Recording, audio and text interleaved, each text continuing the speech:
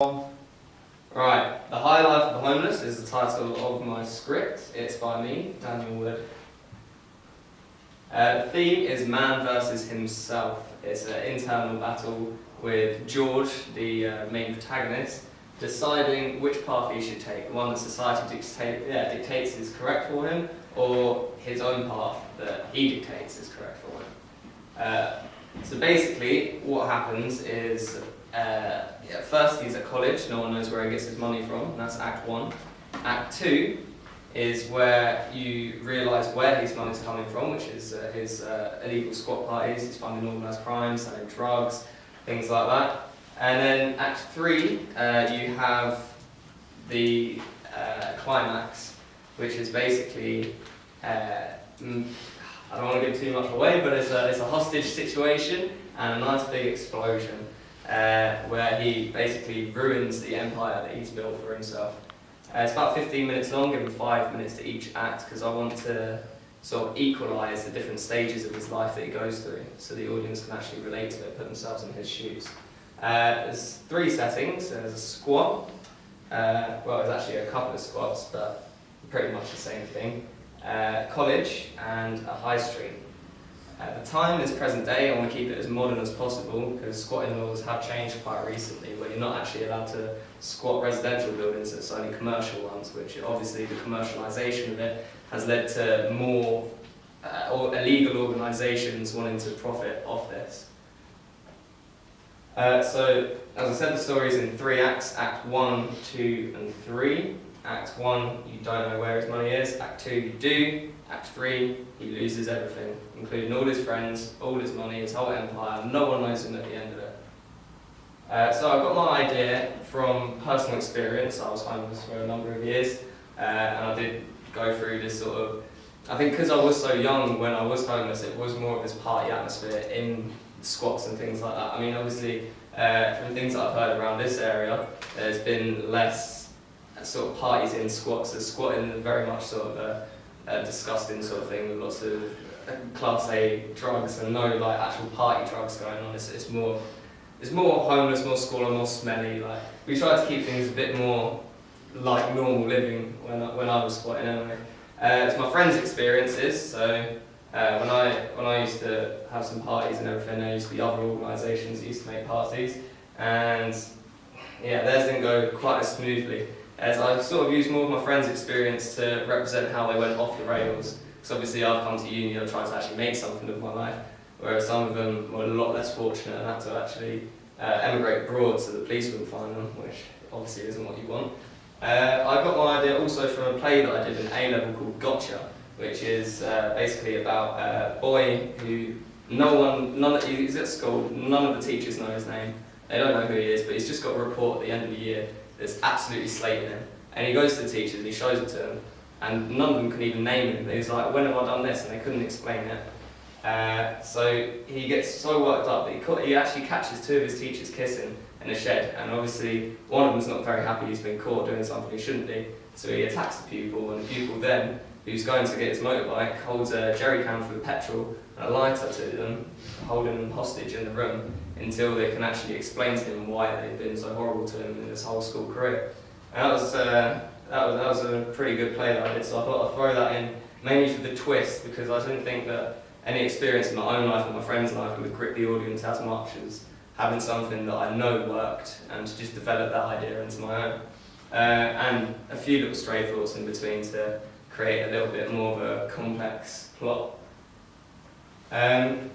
So the theme was right for my idea, I thought, because I really wanted an empathetic feel towards George. I wanted people to realise what struggles he had to go through individually, rather than taking an outsider's perspective on his life and maybe coming to the wrong conclusions, wrong judgments of it, as is many stereotypes in this day and age.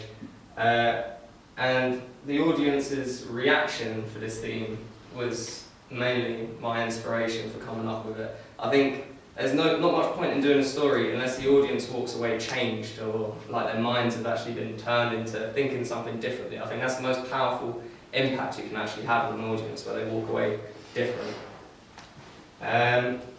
And where would I film it? So I've got some images of here from various squats that I've squatted myself. As you can see, in different areas, you might not think that squats are like this. Like this is my bedroom, for example. So I think these images would help to clarify some of the things that people might not realise about like my personal experience in squatting anyway. As you can see, very fresh, newly designed toilets and everything.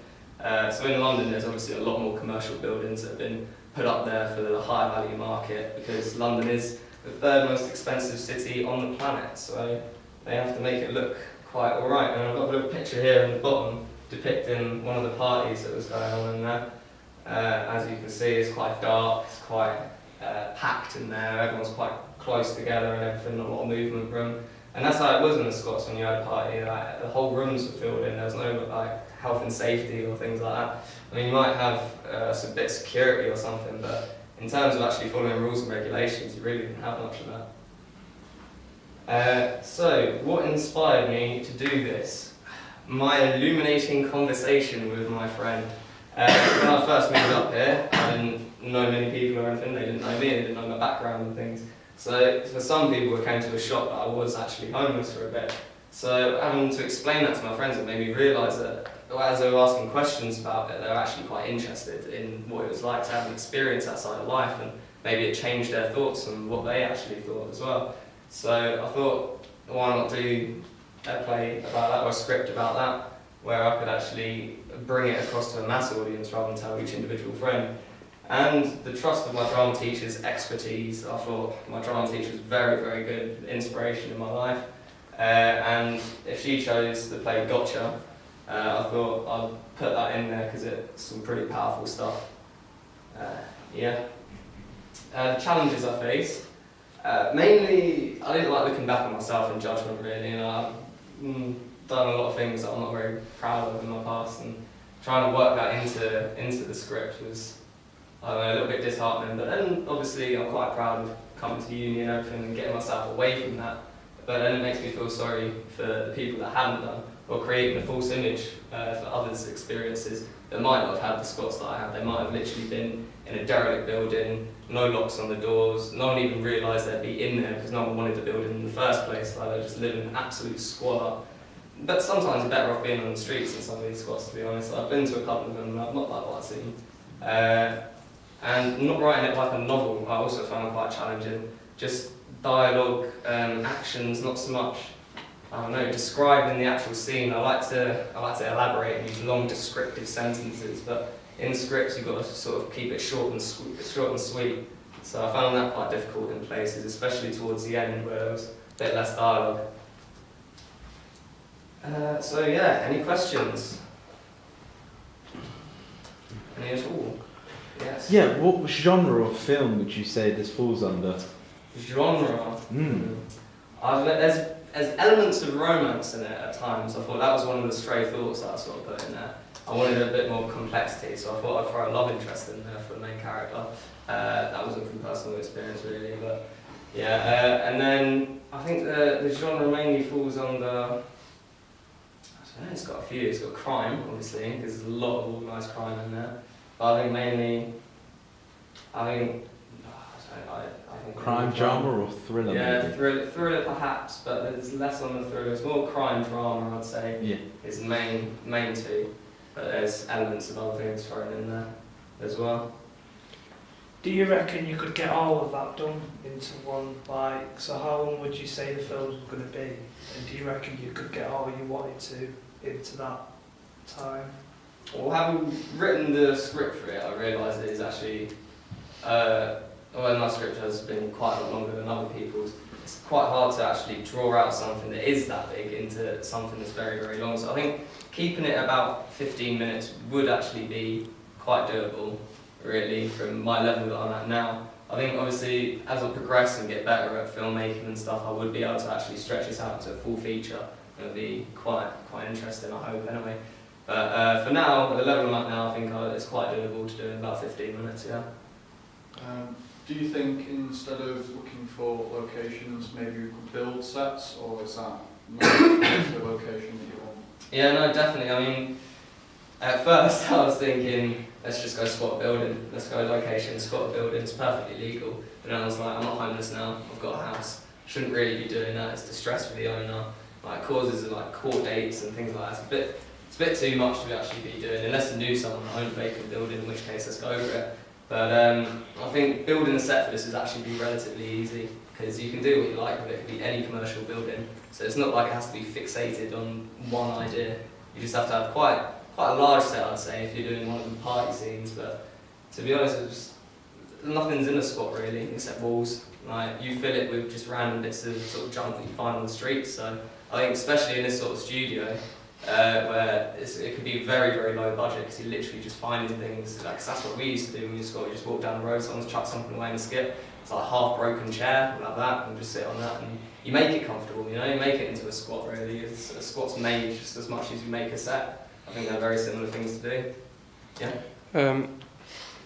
Do you find any of your characters weak for the script, and would you think about eradicating someone that you've already put a great effort into writing about? Well, a lot of the characters are actually based on real people, and I tried to. There's quite a few characters in it. Well, there's about 10 characters in it, which for a 15-minute thing is quite a lot, I guess. But I think some of the characters, obviously, like the salesman and the waiter, I mean, you could eliminate them from the script, but they're not really in the way that much. They're sort of there just to help things run more smoothly and sort of fill in the blanks more. But the other characters, I think, are quite relevant, really. You need to get the perceptions of different people in order to understand how they have affected George, the main protagonist's life, in developing and changing, and like what's created his thoughts.